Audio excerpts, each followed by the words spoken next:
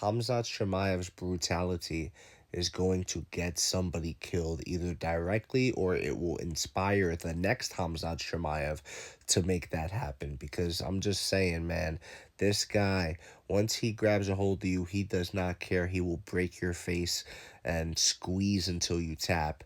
But here's the thing. I want you guys to imagine if he had that same energy in this position right here. You have seen this before, the iconic John Jones standing guillotine over Lyoto Machida. John Jones has said publicly that in this position he felt so strong and that he can break Machida's neck. He didn't. All he did was choke him out, and he definitely dumped him to the floor. He didn't lay him down kindly or nothing. But imagine Khamzat Chimaev in this position. He's breaking your neck, and that's a problem. It's a problem because at the end of the day, this is sport. There has to be sportsmanship. There has to be some sort of code amongst the athletes that you go in there and you try to win. You try your best. I try my best. You try your best. But you don't take it to this kind of reckless nature. Hamza Shemaev is reckless. When Islam Makhachev locked up this Kimura on Dan Hooker, Khabib Nurmagomedov was screaming at the top of his lungs, "Be careful." Why is that? Because Khabib understands that you're not trying to maim your opponent. At least you shouldn't be.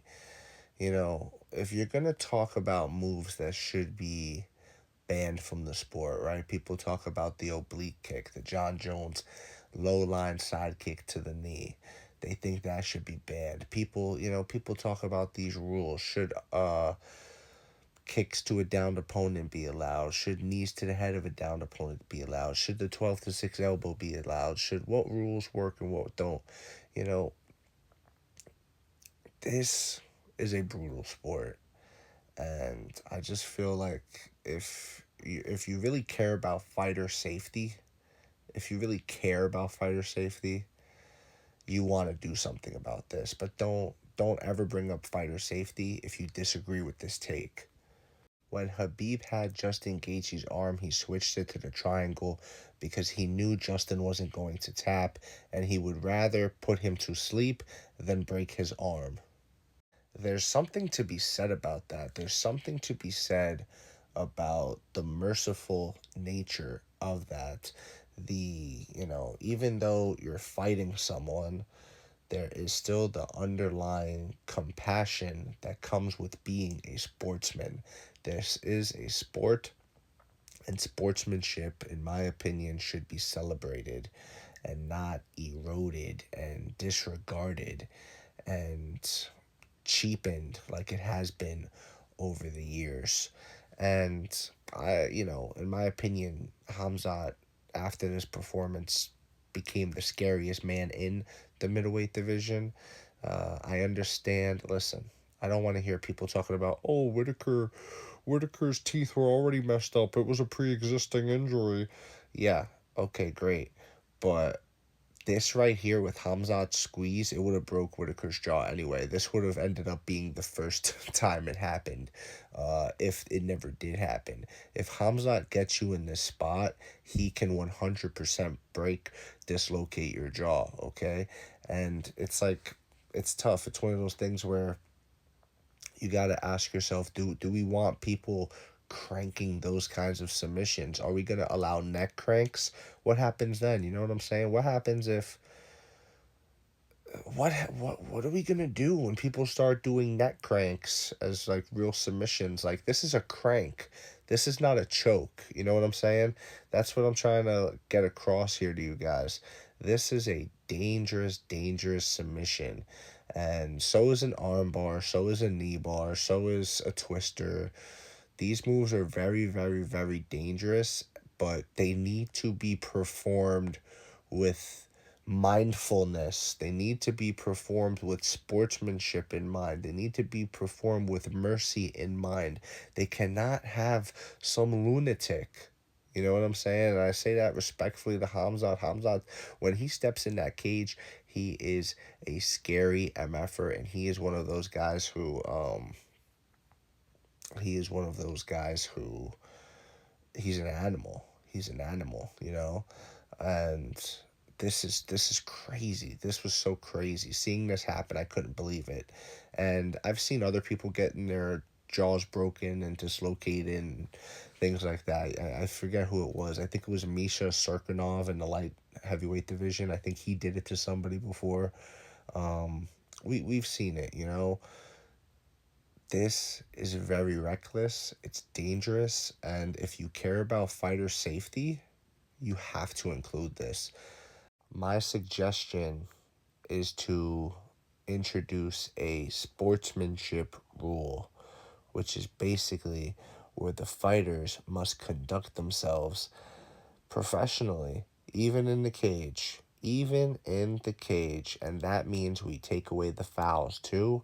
I'm talking about immediate point deductions. Your warnings are when you're in the back locker room and the referee is going over the rules with you. That's your warning. You are told no eye pokes, no groin strikes, no fence grabs before the fight.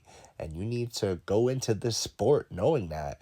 When you think to yourself, if you're a young kid, right, and you're watching this sport, you need to understand, oh, I can't grab the fence. You have to know that before you sign up for this sport. You know what I'm saying? Before you start training, you need to have it out of your head that you can ever kick someone in the groin, you know? And it must be an immediate point deduction or at least a hard warning. Like it could be a little bit gray area. Like let's say if both guys throw kicks at the same time or something, like if it's like that, it could be case by case basis in that sense. You know, if you really have a good referee that knows what they're looking at. But for the most part, man, all this stuff getting away with fouls, no. No, no, no, no, no. The sport needs to be cleaned up, and it is what it is, man, because someone's going to die at some point. And I'm going to knock on wood because I don't want to see that happen. But again, dude, what happens if this was a neck crank? What happens if this was that guillotine that John Jones had on Lyoto Machida? I think Khamzat Chimaev pops his head off. I think literally if that was Khamzat, let's say Khamzat had Whitaker in a standing guillotine, right?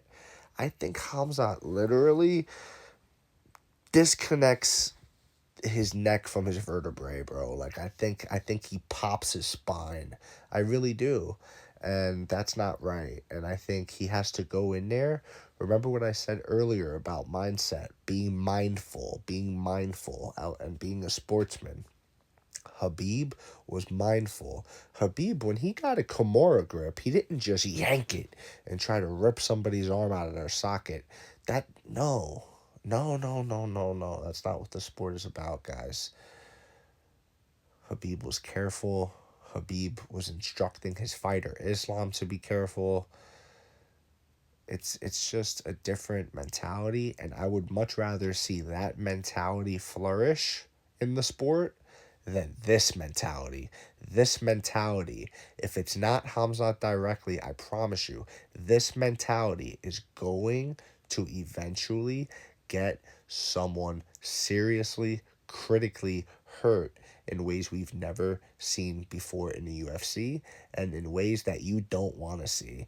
So that's pretty much it on that one. But let me know what you think in the comment section below, whether you agree or disagree. It does not matter. Just join the discussion, follow for more, and leave a like if you enjoyed the time spent. Thank you. You are all appreciated.